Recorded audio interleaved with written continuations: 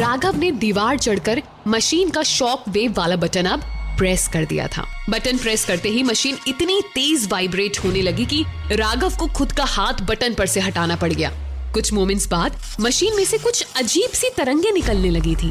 तरंगों ने कुछ इस तरह से तबाही मचाई कि आसपास के एरिया में सारी लाइट्स फ्लिक कर कर एक के बाद एक फूटने लगी। सड़क पे बने गड्ढों में भरे पानी में लहर बन उठी, जमीन में कंपन सी मच गई।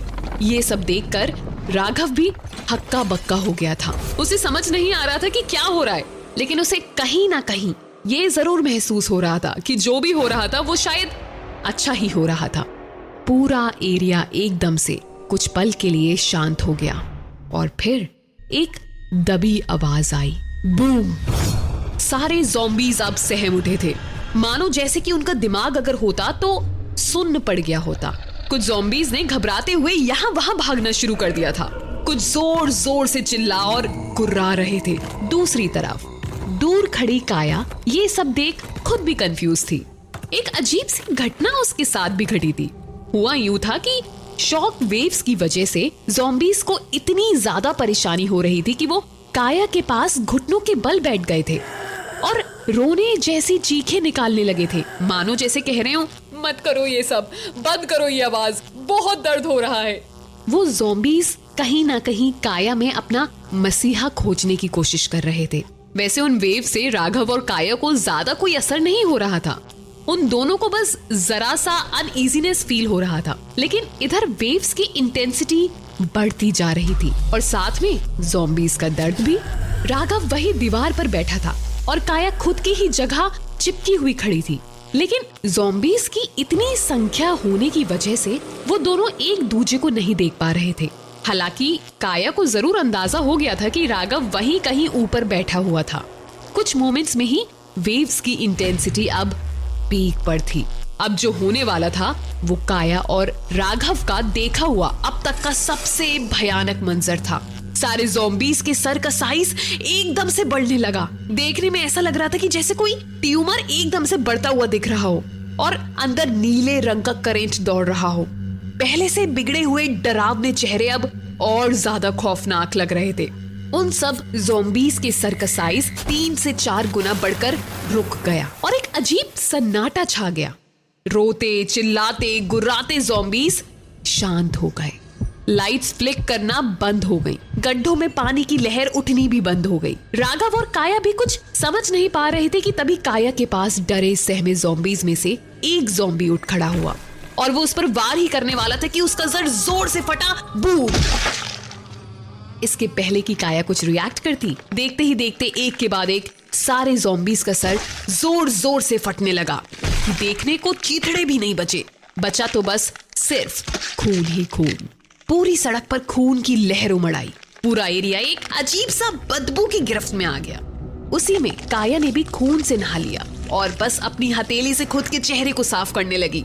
चेहरा साफ करने पर काया को राघव उसकी मशीन के साथ उसी दीवार पर बैठा हुआ नजर आया। सड़क की ढलान राघव जिस दीवार पर बैठा था उस दीवार की तरफ थी। इस वजह से फटे हुए ज़ॉम्बीज़ का खून उसी तरफ बहने लगा था। देखने में नजारा कुछ ऐसा था कि जैसे राघव ने इतने सारे ज़ॉम्बीज़ की एक साथ बलि ले ली हो और अब वो सारा खून उसके चरण धोने जा रहा हो। काया भी राघव की तरफ आगे बढ़ती जा रही थी कि अचानक राघव दीवार से नीचे खून के छोटे तालाब में गिर गया। ये देख वो तेजी के साथ राघव की तरफ भागने लगी और उसने देखा कि वहां लगभग आधे फुट जितना ज़ॉम्बीज़ का खून जमा हो चुका था। राघव की पल्स चेक करने पर काया समझ गई कि राघव सिर्फ बेहोश था। बेहोशी का रीजन काया तो नहीं ही जानती थी, लेकिन होश में आने के बाद शायद राघव को भी फिलहाल तो समझ नहीं आने वाला था। अब काया इधर उधर मदद के लिए कुछ ना कुछ ढूंढने लगी। उसी में उसे मुंबई के डब्बे वाले की ठेला दिखी। समानांतर दुनिया में भी मुंबई के डब्बे वाले व saving the day for all, जो कि वो बेचारे भी वहां ज़ॉम्बीज़ ही बन चुके थे। काया तुरंत भागकर ठेला के पास गई और बड़ी मेहनत से उसको धकेलते हुए बेहोश राघव के पास लेकर आई। उसने राघव को पूरी ताकत लगा के उठाया और ठेले पे रखते हुए सोचा, ये सिर्फ शरीर से ही पहलवान है या दिमाग से भी? इसका जैसा बिहेवियर है वो देखकर तो लगता नहीं है कि इसके पास दिमाग नहीं है, एटलीस्ट दिल तो नहीं ही है।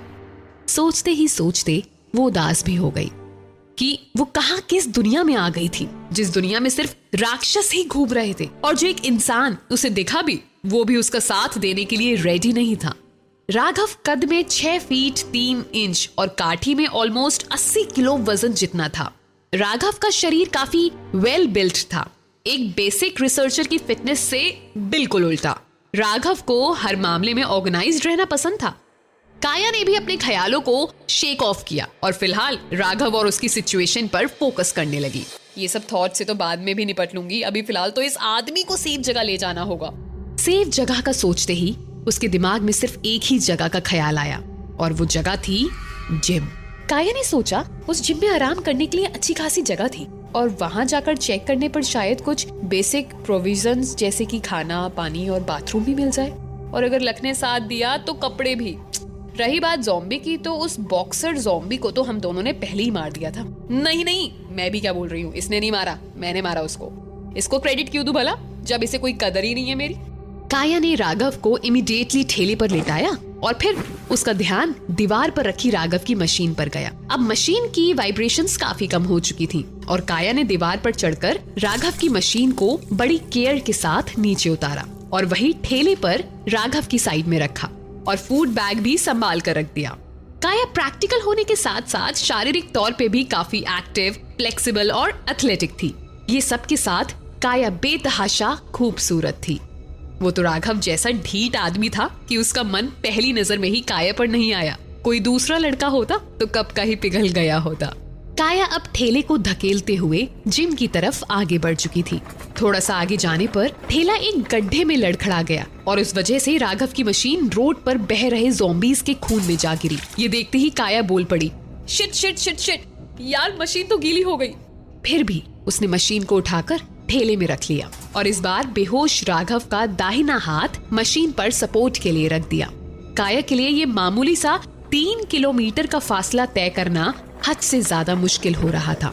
एक तो कुछ खाया नहीं था, ऊपर से थकान, और सबसे ज्यादा भारी था नींद ना पूरी हो पाना। इंसानों को एक हेल्दी नींद की जरूरत हमेशा रहती है, फिर यहाँ तो बात काया की हो रही है।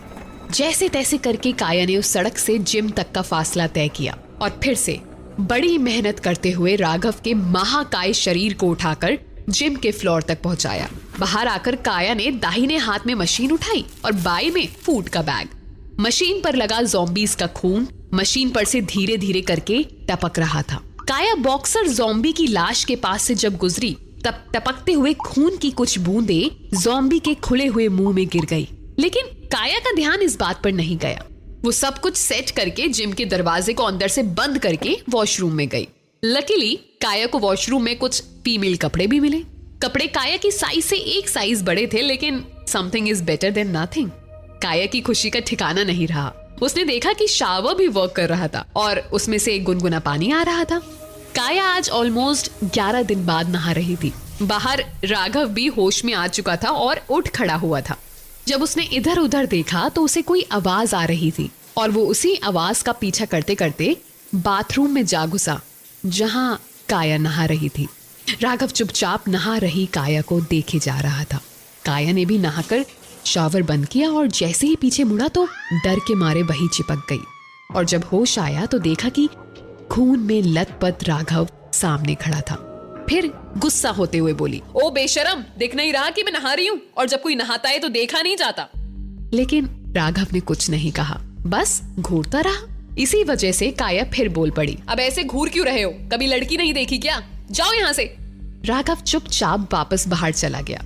उसके पीछे पीछे ढीले ढाले लेकिन फ्रेश कपड़ों में काया भी बाहर आ गई और तभी राघव ने अपनी चुप्पी तोड़ते हुए कहा, अब क्यों मेरे पीछे पड़ी हुई हो? आपको समझ नहीं आता? जब मैंने कह दिया कि मुझे आपके साथ नहीं चलना तो नहीं चलना, दैट्स इट। ओ हेलो, ओ भाई, बस हाँ, कुछ भी बकवास किए जा रहे हो। फिर एक बार फिर से तुम्हारी जान बचाइए। तुम्हें अब तो मेरा एहसान मानना ही चाहिए। राघव ने कहा, मेरी जान मैंने खुद बचाई है, ना कि आपने। काया ने रिप्लाई में कहा, बेहोश होकर दीवार पर से खून की नदी में जा गिरे थे तुम। मैं तुम्हें यहाँ इतनी मेहनत से नहीं लाती तो अब तक तुम ज़ॉम्बीज़ के मिसल पाव विद चटनी बन चुके होते। और हाँ, वजन देखा है खुद का? एटलीस्ट 100 होगा। बहस चल ही रही थी कि तभी वहां बैकग्राउंड से गुर्राने की आवाज फिर से सुनाई देने लगी। राघव ने खुद की उंगली से काया को चुप रहने को कहकर अलर्ट किया। कुछ सेकंड्स बाद फिर से गुर्राने की आवाज आई। अब राघव समझ चुका था कि वहां पड़ा हुआ ज़ॉम्बी फिर से जिंदा हो चुका है।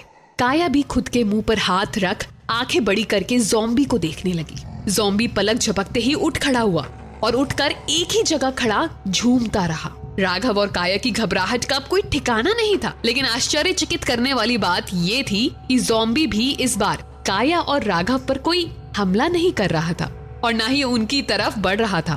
कुछ मोमेंट्स बाद काया नॉर्मल हो गई और खुद ज़ॉम्बी की तरफ जाने के लिए चलने लगी। ये देख राघव ने अपने दाहिने हाथ को उठाकर काया को रुकने का इशारा किया। जैसे ही राघव ने हाथ उठाया, तुरंत ही ज़ॉम्बी ने भी अपना दाहिना हाथ उठाया। राघव और काया को यह बात कुछ ऑड सी लगी। राघव ने मन में कुछ सोचकर अपना बायां हाथ उठाया। ये देख ज़ॉम्बी ने भी अपना बायां हाथ उठाया। राघव और काया की जिज्ञासा और बढ़ गई। उन दोनों ने एक दूसरे की तरफ देखा। फिर राघव ने एक एक कर खुद का दाहिना और बायां पैर उठाया। ज़ॉम्बी ने राघव की इस एक्टिविटी की भी नकल की। राघव को समझ आने लगा था कि वो ज़ॉम्बी को कंट्रोल कर पा रहा था। राघव ने बिल्कुल वैसे ही एक्टिविटीज करने के लिए काया को इशारा किया। काया की उन एक्टिविटीज करने पर ज़ॉम्बी ने किसी भी तरह का कोई भी रिस्पॉन्स नहीं दिया। इससे ये साबित हो चुका था कि वो ज़ॉम्बी सिर्फ राघव से ऑपरेट हो रहा था, ना कि किसी और से। राघव ने सोचा, अब जब ये ज़ॉम्बी मेरे कंट्रोल में है तो क्या मैं इस ज़ॉम्बी को वॉइस कमांड दे सकता हूँ? ये सोचते ही राघव ने कहा, 2 कदम पीछे जाओ। ज़ॉम्बी ने राघव का कमांड फॉलो किया और तुरंत ही 2 कदम पीछे चला गया। ये देख राघव और काया और भी ज्यादा सरप्राइज्ड हुए। राघव ने ज़ॉम्बी को फिर से कमांड दिया, नीचे बैठ जाओ। ऑर्डर मिलते ही ज़ॉम्बी तुरंत ही जमीन पर बैठ गया। राघव के पास सवालों की कमी नहीं थी। उसके पास उन सवालों का फिलहाल कोई भी जवाब नहीं था। एक एक कर सवालों की संख्या और बढ़ रही थी।